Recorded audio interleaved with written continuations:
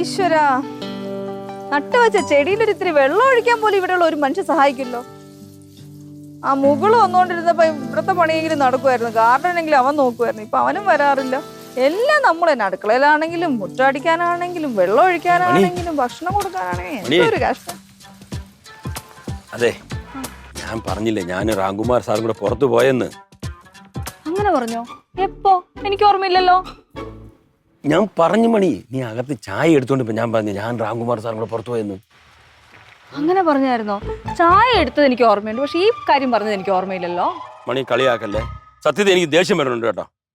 ദേഷ്യം വരുന്നുണ്ടല്ലേ? അപ്പൊ ഇങ്ങനെ പറഞ്ഞു കഴിഞ്ഞാൽ എത്ര ദേഷ്യം വരുന്നു മനസ്സിലായോ? അതാ എന്റെ മണി, അതാ പിള്ളേർ ഏറി വന്നോണ്ടല്ലേ ഞാൻ പിന്നെ അങ്ങനെ പറഞ്ഞത്. എന്നാ പറ, രാംകുമാർ അതിന്റെ കൂടെ പുറത്തു പോയിട്ട് ഞാനും രാംകുമാർ സാറും കൂടെ പുറത്തു പോയി.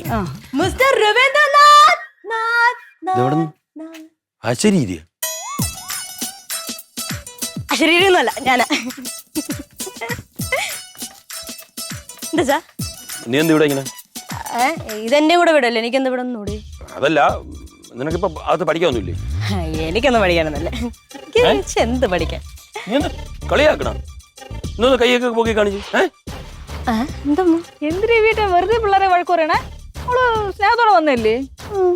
മണി, ഒരു കാര്യം സീരിയസ് ആയിട്ട് സംസാരിച്ചു അതിന്റെ ഇടയിൽ കയറി വന്ന് ഇങ്ങനെ കളിയാക്കൊണ്ടിരുന്ന എന്താ എന്ത് പ്രശ്നം? അടുത്ത പ്രശ്നക്കാരി വന്നിട്ടുണ്ട്.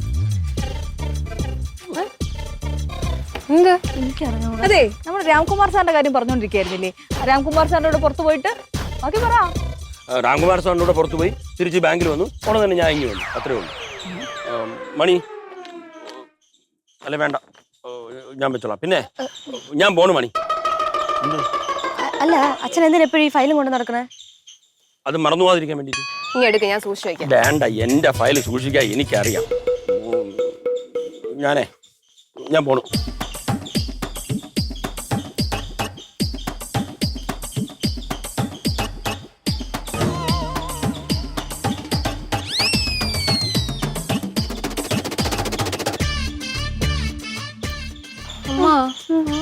അച്ഛനെ എന്തോ പ്രശ്നം ഉണ്ടെന്നാണ് തോന്നുന്നത്, ഇവള് പറഞ്ഞ പോലെ.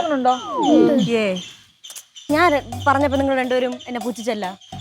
നോക്ക്, അല്ല നീ പറഞ്ഞതിന്റെ അത്രയൊന്നുമില്ല, എന്നാലും സൈക്കോളജിക്കൽ പ്രോബ്ലം തന്നെ. ആണോ? ഒന്നുമില്ല, എന്റെ അച്ഛൻ എപ്പോഴും ഇങ്ങനെയല്ലേ?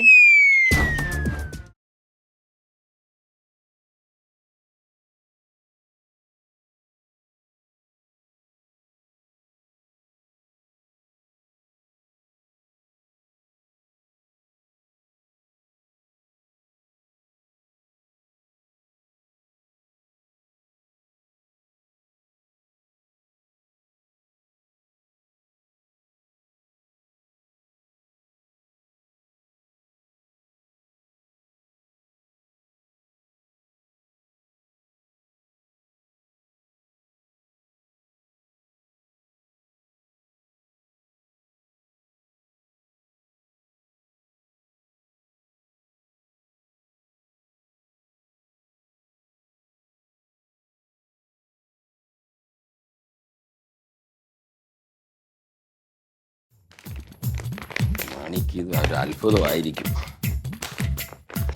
പിള്ളേര് കണ്ടാലാണ് പ്രശ്നം. ഇവിടെ ഇരുന്നാൽ കാണും.